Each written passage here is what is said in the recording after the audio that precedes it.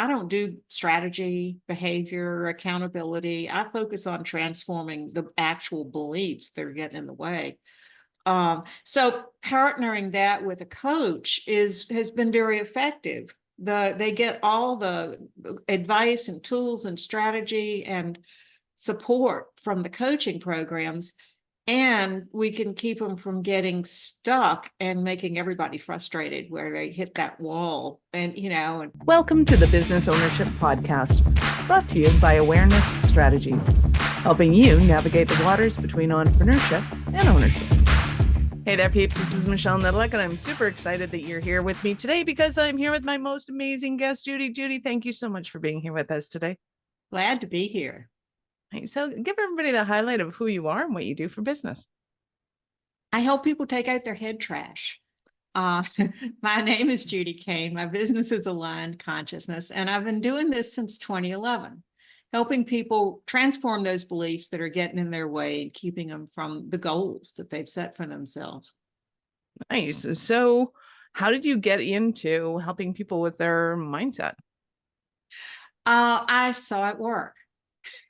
I was married at the time, and my husband had some pain somewhere, and a friend of his offered to help. And I was watching the process and saw that, unlike some other things I had observed, this was something that I could do. It didn't require translating messages or sensing where energy was. It was a very straightforward process. And even more importantly, after less than 5 minutes, the pain was gone and it never came back. So it was impressive. Nice. I love it. So tell me more about, what was the process that you were learning and how did you come about doing it for business?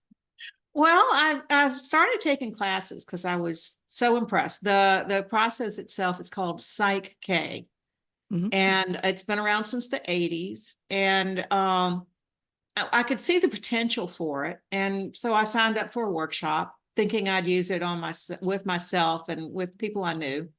And then I had to take another workshop because I was so intrigued. And then I had to take another workshop. So I took all the things, some of them more than once, because the second time around is less of a fire hose, right? You pick up more nuanced information when you're not frantically trying to absorb it all. And so I took all these workshops and was using it with a few people that were open to it, and it was just too big. I needed to open it up to a wider audience. So 3 years later, I started the business. Nice. And yeah. Congratulations. Oh, thanks. Yeah. So I've been doing this as my only business since 2014. Wow, And congratulations. I came from an IT management background, and this is much more fun. That's hilarious. Okay, so I need to know more about this because there have been a lot of people I have noticed that are kind of showing their what I call the Renaissance colors. So, the whole IT background going into mental health is quite the, opposite ends of the spectrum of competencies and thought processes usually. So what kind of did you notice that there is any kind of your ability to think analytically or kind of processing that data then translates over here? Or was it simply, hey, this is very logical, it works, therefore I will do what they say to do? Tell me about that. A little both. What I've learned over the years is wherever you land, all the things beforehand kind of contribute to it. And it's not part of a plan. I didn't start in IT thinking I was going to end up doing this, but when you look backwards, it makes sense. In IT, you have people with systems that want them to do something different. Same way with people's subconscious, right? They come in and they know what it's doing and they know what they'd rather it be doing, or that's part of the conversation. Sometimes they don't really, they just know what they want it to stop doing, Exactly. But basically there are changes that they want made. And so then you have to define what those changes are. And that's a very similar process. Right. And And I think people treat the mind like a computer, that it's just this black box that they completely don't understand. and I think of it as like, well, they're just logical instructions here. We're just going to change the code, right? I mean, it makes total sense to me. But I've always been a puzzle solver. My first job was a math tutor, and I loved working with one person at a time, getting over the problem of they're not being able to do the math problems, right? Right. Um, and then I had a little bit of a stint as a realtor, which gave me a taste of being an entrepreneur, which was helpful because in corporate America, you don't usually have to go out and find your work. So having a little bit of an exposure to that first. I like how you put that, though, because in corporate America, the work just drops on your desk. There it is. Yeah. And there's no way to say stop, right? It just keeps coming. It's coming. There is an element of control there in being an entrepreneur, for sure. So when you're working with people, is there any kind of group of people that you work with most, or is it kind of anybody that has an issue that they go, oh my God, I just can't stop this from happening in my life? Well, I can take the latter, but the people I tend to connect with are coaches, but so I can add value to the clients in their coaching programs. I've found it's a really good partnership. I don't do strategy, behavior, accountability. I focus on transforming the actual beliefs that are getting in the way.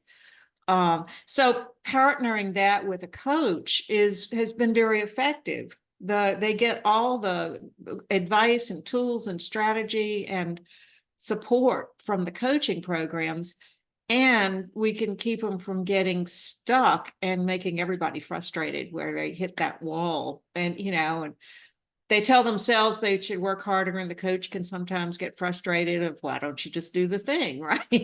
and sometimes it's been 5 years. Why haven't you changed your behavior yet? Yes. Like, We have this conversation over and over again, right? It's not moving. And there's when that's with subconscious beliefs, which is, the patterns are how you know this. Basically, if the same thing keeps coming up, it's probably subconscious beliefs in there contributing to the situation. Having a little bit of a, let's just go change those and put something in that's more supportive, it can be very helpful. So how do you narrow down what it is that they're looking at? Kind of going back to that, people perceive the mind as a black box of, okay, where do we start? How do we narrow in on this? If I knew what the problem was, I would solve the problem. I clearly don't know what the problem is. Yeah, that's very true. We talk about what they are experiencing and what they'd rather be experiencing, basically. I mean, they come in because they want something to be different. They might be overwhelmed and unable to even make a decision because there's so much coming at them. Or they might feel very stressed out when they think about doing certain things. Or they might have repeating unsupportive relationship patterns, right? Where you keep it, the next person looks different, but you find yourself doing the same things, and it's not as complete as you'd like it to be. So you look for the patterns, you look patterns either in relationships or in outcomes or lack thereof, or emotional responses. And once you can see, oh, this isn't the first time I've been here, then you can start narrowing it down, and being curious, basically, is a good place to be. But narrowing down, well, so what's wrong with this picture? Where is it going off the rails? Where's the stopping point? And this is where, if somebody's working with a coach, it's so helpful. They've already figured out the sticking point, right? And so a lot of coaches will send their clients to me. They've already identified it. We just need to figure out what the exact beliefs are that are creating that situation. Which is, it's usually not a very extensive process to help people get back on track. Nice. So what do you say might have been one of the most interesting issues that you've worked on? Without names, of course, just fun. Fun or interesting. No names. Well, I always love the phobias because those are very fast to resolve. They might be extreme responses, but they're usually pretty simple sourced. So it's never taken long to get rid of the phobias. But there are a lot of beliefs that people they don't know what subconscious beliefs they have. They just know this thing keeps happening, right? So a lot of times people resonate with this story that I have, where their business isn't growing and they're doing all the right things and they don't know why and they're frustrated. Frequently it's because the subconscious thinks that success is going to be too expensive for them in one way or another. It might be they have a belief that to be successful, you need to work 24/7, and their subconscious is protecting their balance of life, right? And so I've had a lot of people once they get beliefs where they can control their schedule, that you can be successful with having to work all the time, that money is not hard to earn. I mean, there are all these beliefs that we get, most of them by the time you're 7. And I would say probably most of those are not explicitly given to children. They are what they observe. And how they make sense of what they observe even. So there are a lot of conflicting money beliefs that come up because it's a measure of success, and yet you're told it's hard to make it. You don't want to have more than you need because that's greedy. You don't want to be like those people who have too much and we don't like how they act. There are all these messages that you get when you're little about money that can cause some real problems when you grow up, about how to have it, keep it, manage it, all that type of thing. So what about people that have had successes and then all of a sudden they experience failures and they're going like, but it doesn't make sense to me because, I've had successes, so I should be successful, right? Well, that sometimes can be where they were able to get to the success, but either they don't feel like they deserve to keep it, or that it's unsafe to be there for some reason, not usually physically, but emotionally, that it's too expensive in one respect or another. People will want things from them. They'll be the one Yeah, that people come to for, or yeah, et but cetera, too et much cetera. responsibility and they don't feel comfortable there. Sometimes people have a real scarcity mentality can come into that as well, or worthiness of, well, I was just lucky up until now, and now, the universe recognizes I don't really have the skills to be here and stay here. I've been found out. It's all over now.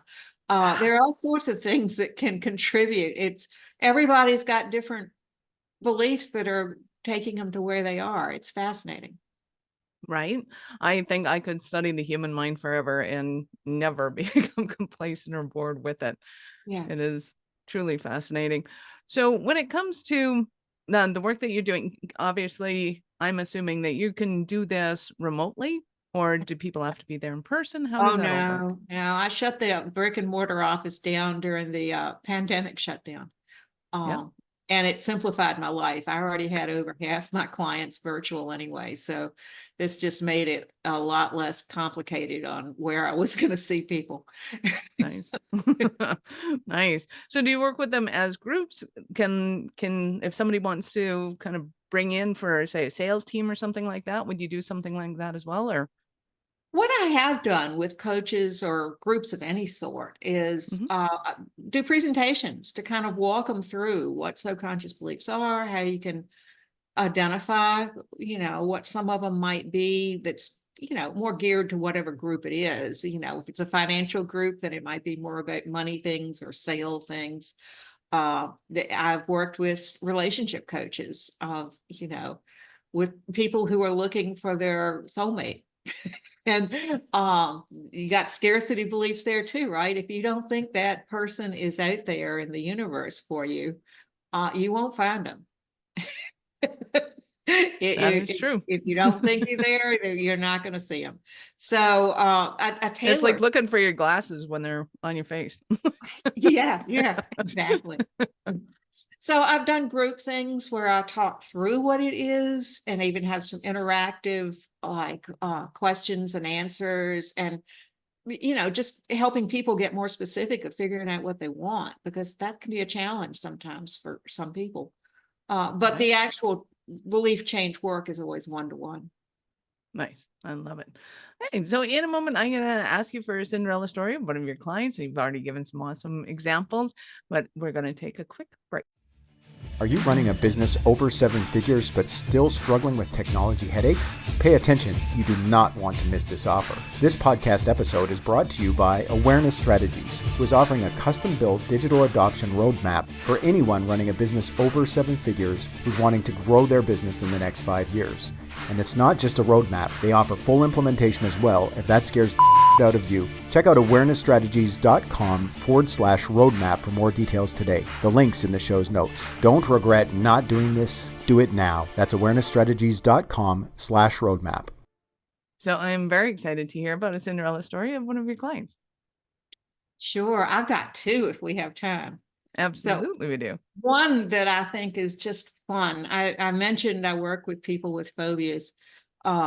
It's not the majority of who I see, but I love doing them. I've at the moment never had a client take a full hour for a phobia. Wow. Because the work I do is fast change. You can usually change any one belief in less than 5 minutes. So it's not it's not a long-term thing with the same situation. But I had a client that had a phobia about bees. And it was legitimate. She was allergic to bees. So, I mean, nobody who's allergic wants to go through EpiPens and all of that stuff. Right. But it was really impacting her life. She was, the whole time she was ever outdoors, she was, on high alert. She liked to play golf, but, it was just that she limited herself in so many ways. So she wanted to get rid of the bee phobia. And so we did. And when I work with people with phobias, first of all, we just kind of neutralize the emotion, because they're getting hijacked, right? They're not, they see the thing, whatever it is, the snake, the bee, the plane, whatever the phobia is based on. And they just get hijacked emotionally. So we kind of neutralize that. And then we might follow up with specific belief statements that we also write into the subconscious if there's more there that's specific that needs to be done. So we took care of the phobia response, and she went home. And I always ask people to let me know. Oh, she didn't go home. We were doing this virtually. She lives on the West Coast, but we ended the session. And I always ask people to let me know what they notice afterwards, right? And she was so excited, and it was funny. So she was fine with the bees. She noticed that she wasn't having that reaction anymore. She could go out. But there were two things that she noticed that were just really cute that she mentioned. She had a granddaughter that had been to their house multiple times, right? And they were doing something outside, and then she offered some lemonade. She said, "Let's go out on the back deck." Her granddaughter did not know they had a back deck, because she'd never taken her out there before. Which so cute. I know. It's like, and she hadn't known, she had never taken her out. I mean, that was just part of her life if she didn't go out there, right? And then she started noticing, she was a big golf player, and she had read somewhere ages before that bees are attracted to colors of flowers, right? Bright colors. So she had, not intentionally, but apparently had bought all of her golf clothes in very muted colors. And she started noticing that she was buying more colors in her, she was looking at her golf shirts, and they all of a sudden had colors on them. She was buying pinks and greens and things that she never would have guessed was a byproduct of this fear of bees. Right? Well, and I think that is such a great metaphor for the issues that we have in life, that we limit ourselves, and we don't even realize that we're limiting ourselves in other capacities. Absolutely. And the the ripple effect is muted. We don't see it. We don't notice it until we make that change. Yeah, That's absolutely. awesome. And then there's another one that, I've seen similar things happen. The first time I saw this, it was a group of us that practiced Psych K. And this woman came into the group, and so I observed this happening, but I've seen very similar results. This was just the most dramatic. She walked in, she couldn't make contact with anybody with her eyes. She was very, which I don't blame her. She didn't know any of us, and she didn't know what we were going to be doing. So don't look in their eyes. Don't look in their eyes. Yeah, right. It's funny, but she had such a fear of speaking up that she couldn't even participate on a old time, like just an audio phone call that the managers in her company did every week. And so the calls were designed to both give data and troubleshoot whatever was coming up, or, pitch new ideas or whatever. She could read the data, but she was just incapable of volunteering any thoughts of her own on the phone.